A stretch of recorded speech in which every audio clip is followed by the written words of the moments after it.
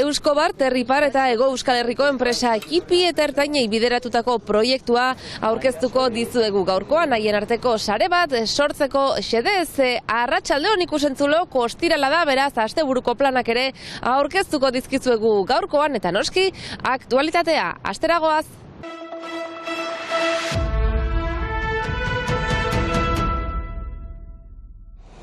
SNCF trenbide sare publikoak Ukrainiako etorkinei zerbitzua edo bidaiak doainik eskaintzea erabaki du, udatik ihesi doazenei bidea errazte aldera. Baina CGT sindikatuak eta langileek ez dute guztiz begionez hartu erabakia.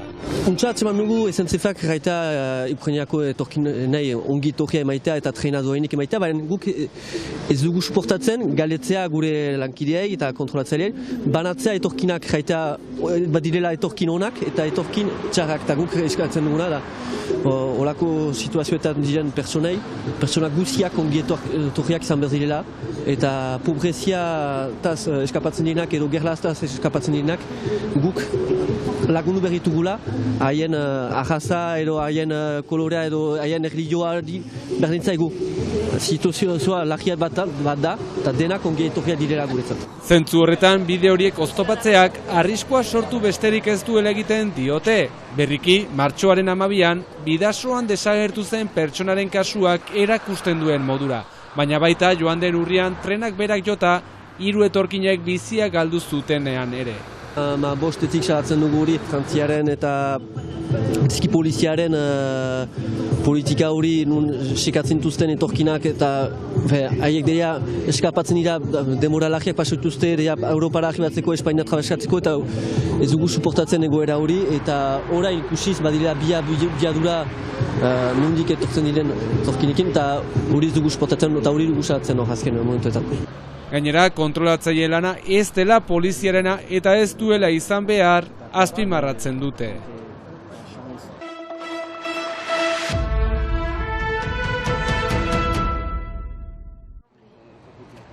Ekonomia arloan Euskobarter proiektua jarri dute martxan, zehazki enpresa txiki eta ertainei bideratua dagoena. Ikerketa proiektu bada, beraz eramaten du Euskoaren formakuntza eta ikerketa elkarteak edo institutuak, deitzen dena biak, hainbat eragile akademikoekin batera. Eta ideia dugu beraz ikertzea barter deritzon sistema olako baten egingarritasuna Euskal Herrian. Sistema horiek ez dira gerteko biziki zaunak, bada kasu berezi bat, oso berezia Suitzan, deitzen da UIR, ubebikoitza IR, eta horrek saretzen ditu Suitzako enpresa txiki ertainen 100%. Eta zer ekartzen du horrek, haien arteko elkartrukea areagotzen du. Sare horrek hasiera batean 2 ezaugarri nagusi izango lituzke. Sare bada edo plataforma bat, eta hori da 2 ezaugarri dituen sistema bat. Lehena da erresilientzia sistema da, alegia daudelarik testuinguru biziki nahasiak edo krisi egoerak, frogatua da UIR-aren kasuan laguntza ekartzen diela saretze horrek enpresa txikiai. Eta gero beste ezaugarria da birtokiratze tresna indartsua da, zeren sare horretan enpresak hartzen dira beraien artean trukaketetan sarearen moneta batekin. Sistema horietan, beraz, sareak bere moneta erabiltzen du. Izendapen ezberdinak ditu, moneta horrek saren araberan, hain zuzen ere. Aipatu kasuan, UIR-aren kasuan, moneta hori deitzen da UIR, ubebikoitza IR, eta hain zuzen ere sistemak egiten dizkie kreditu txikiak. Baina moneta hori non erabiliko litzateke? Horixe da proiektuaren bertze ezaugarri garrantzitsuetako bat, Euskal Herri osora iritsi nahi du. Sistema berri horrek ongi funtziona dezan, ezinbestekoa da mota guztietako enpresek parte hartzea. Horrela, errazago sor daiteke elkarlana, era guztietako material, zerbitzu eta bezeroak egongo baitira.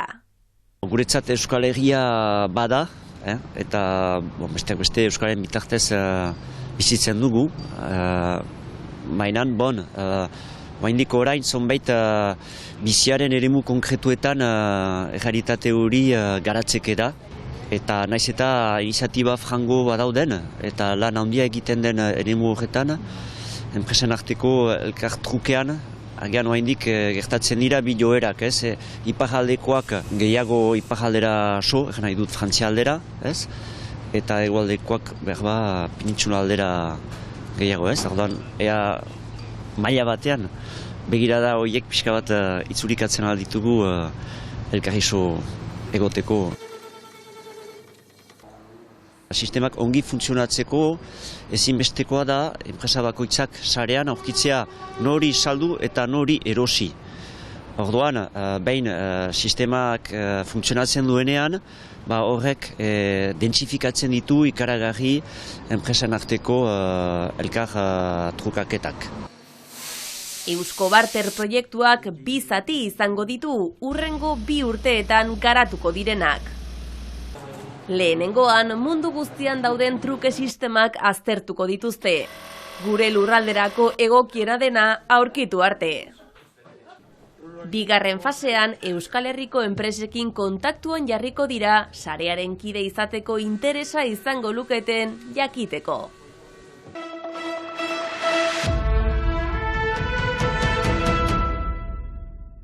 Ikus-entzuleok ostirala iritsi da eta beraz asteburuko planak proposatuko dizkizuegu lehen hitzordua gaur bertan Irati arratsalduntan. Hori da, 3 hitzordu izango ditugu guztiak korrika kulturalaren inguruan. Lehenengoa arratsaldeko 6etan izango da, Donapaleun, bertan kantu poteoa egingo dute, eta noski kantu poteo guztietan bezala, hainbat ostatu bisitatuko dituzte, eta herri guztia musikaz beteko dute. Eta musikarekin jarraituz pixkat beranduxeago, 7:30 kasunetan Biarritzeko gaztetxean hitzordua izango dugu DJ Bulekin. Sarrerak jada salgai daude, bertan eros daitezke noski, eta 6 eurotan daude. Eta amaitzeko, arratsaldeko 8etan kasu honetan Hendaian, saia ostatuan musikarekin eta kasu honetan gastronomiarekin ere jarraituz bertso afaria izango dugu, Odei Barroso eta Mirena Artetxerekin batera. Gogoratu behar dugu hitzordu hauek guztiak noski, korrika, hain hurbil dugun korrika hori besteko izango direla. Zoragarri Irati egia da, martxoaren 31 badator korrika, eta guk plan gehiago ere baditugu, kasu honetan, kirolarekin lotutako planak ere bai, bihar Angelun itsaslaminen korrika izanen dugulako, hitzordua 10:30, Angeluko barra hondartza inguru horretan, 5 kilometroko martxa edota 10 kilometroko lasterkaldia, eta gogoratu behar dugu, integrazio batzordearen aldeko ekimena dela, sehaskarentzat hain garrantzitsua den integrazio batzordea, izan ere, almen urritasuna duten ikasleak laguntzeko baliatzen dute integrazio batzordea, badakizu laguntzaile hauek berez hezkuntza nazionalak ordaindu behar dituela, baina ez guztiak, izan ere, sehaskan geroz eta ikasle gehiago daude, eta hortaz, almen urritasuna duten ikasle gehiago ere bai, eta helburua oso argia da, inor atzean ez uztea eta batez ere, inmertsioan euskaraz ikasi nahi duten aurroiek laguntzaileak izatea, ze askotan gertatzen da,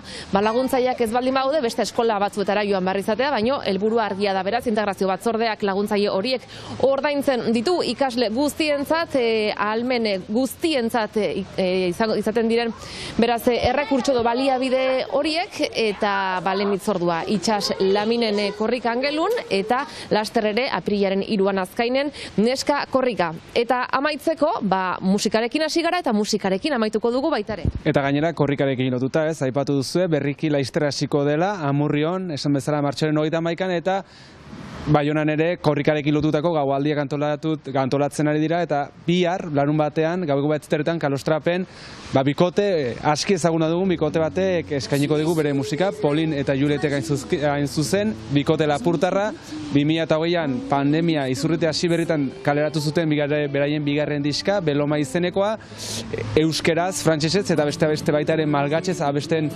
dute, gogoratu euskal doinu tradizional folk egiten dute, baina azken diskonetan Afrikako doinuak ere landu dituzte, eta bikote lapurtarra honek musika eta doinuekin gozatzeko aukera izango dugu beraz, Kalostrape ostatuan bihar 9 herritatikoitik, esan bezala, korrika babesteko kasu honetan ere. Mila esker Aitor, ikusentzuleok, Polin eta Julietekin amaituko dugu gaurko saioa igande goizean itzuliko gara astekariarekin. Jo!